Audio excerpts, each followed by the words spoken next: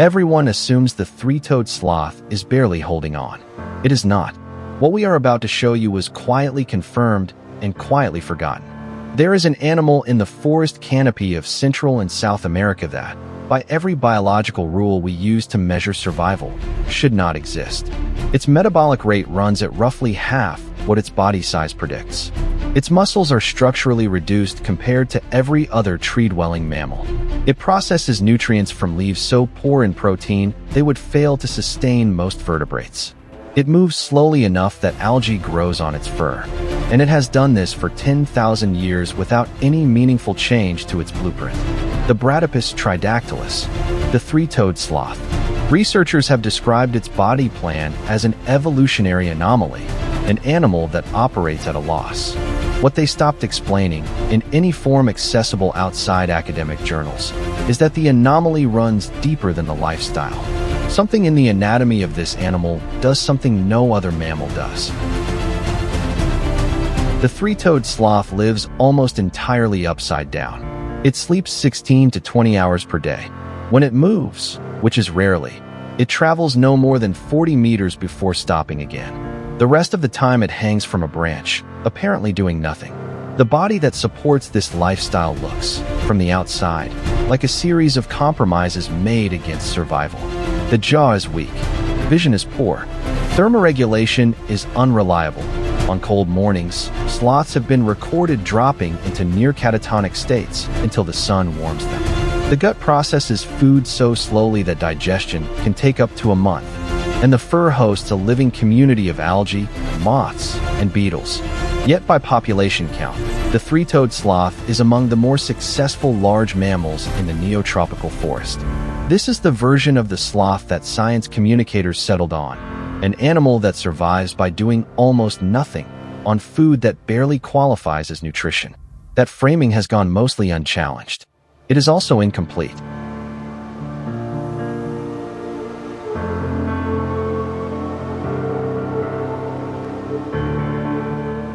The sloth's relationship with gravity defines every physical system in its body.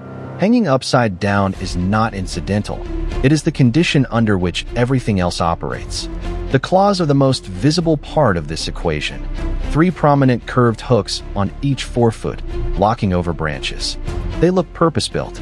Sloth skeletal muscle mass accounts for roughly 25% of total body weight.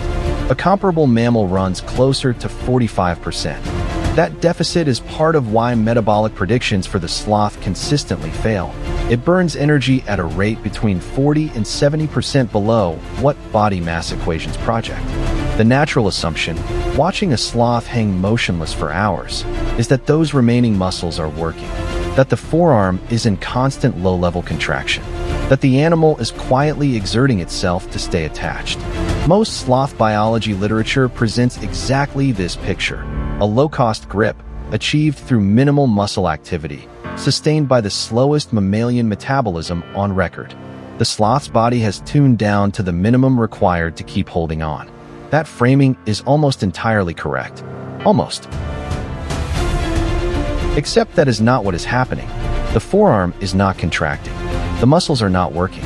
Nothing in the sloth's forelimb is exerting active force to maintain the grip. Researchers examining Bradypus comparative anatomy in the 1970s and 1980s documented something that should have changed how we describe this animal. The flexor muscles of the sloth's digits, the muscles that, in a human hand, would be contracting to hold on, have been largely replaced in their functional role by long, inelastic tendons. When the sloth hangs, the weight of its own body pulls those tendons taut. The claws lock, closed by the animal's own mass. No signal from the nervous system. No muscle fiber firing. No metabolic cost. It is a passive mechanism, the biological equivalent of a carabiner. The grip does not require effort. It falls closed. Because it costs nothing to maintain, the sloth can hang, sleep, and lose consciousness entirely without releasing. The proof is hard to argue with. Sloths found dead in the canopy, not sleeping, dead, remain attached to their branches. The grip outlasts the animal that produced it. Every part of the sloth's body plan reads differently once you understand the grip is passive. The low muscle mass, 25% versus 45% in comparable mammals, is not a deficiency. The grip, the most energetically demanding continuous task for any arboreal animal, has been removed from the muscular budget entirely. The body does not need that tissue. The low metabolism follows from the same logic. A mammal that does not need to power a grip does not need the caloric throughput to sustain one. Leaves, low in protein, high in fiber, laced with toxins requiring slow chemical neutralization, become viable only when the energy baseline drops this far. The slow gut, the fermentation chambers, the month-long digestion, all of it scales to match an energy demand that exists only because the grip is free. The fossil record supports this. Ground sloths, Megatherium, Megalonyx, were large, muscle-reliant animals. The current arboreal form appears in the fossil record roughly 10 to 12,000 years ago. The move into the canopy was a structural replacement, muscle traded for tendon. Everything in the sloth's body followed downstream from that single exchange.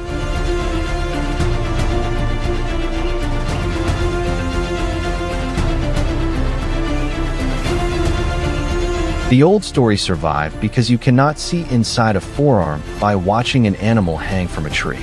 Behavioral field research, which forms the basis of most accessible sloth biology, cannot distinguish between a muscle working quietly and a tendon working without any signal at all. The anatomy studies that documented the tendon-locking mechanism were published in comparative anatomy journals in the 1970s and 1980s. Frank Mendel's work on sloth locomotion and forelimb structure appears in peer-reviewed literature from 1981 and 1985. It is not hidden. It is cited. But the chain of communication between comparative anatomy and wildlife documentary broke down somewhere between the journal and the screen. The version of the sloth that reached public understanding is the version behavioral observation supports: slow, quiet, surviving on almost nothing. That version is not wrong. It does not explain the mechanism. It attributes the result to lifestyle without explaining how the lifestyle became structurally possible. In that gap, between what you can observe hanging from a branch and what is happening inside the forearm, the actual architecture of this animal was quietly filed away and not revisited. There is a category of animals that science describes as having found a shortcut to survival: reduced metabolism, simplified diet, minimal activity. The sloth is almost always placed in this category, and the placement is not wrong. But what it misses is that the shortcut is not behavioral. You cannot decide to stop using your muscles while gripping a branch. A human climber holding the same position burns calories continuously. The exertion is inescapable. The sloth escaped it not through habit or choice, but through structural replacement, swapping metabolically costly tissue for a passive mechanism that performs the same function at zero cost. Every other adaptation in the sloth's body, the slow gut, the unpredictable thermoregulation, the algae colonizing the fur, follows logically from that one architectural fact. The sloth is not an animal that learned to need less. It is an animal whose body eliminated a cost so fundamental that everything else could scale down to almost nothing. That is not laziness. It is not even efficiency. It is something closer to a structural answer that no other mammal attempted. And in the canopy forests of the Americas, it has been working for 10,000 years.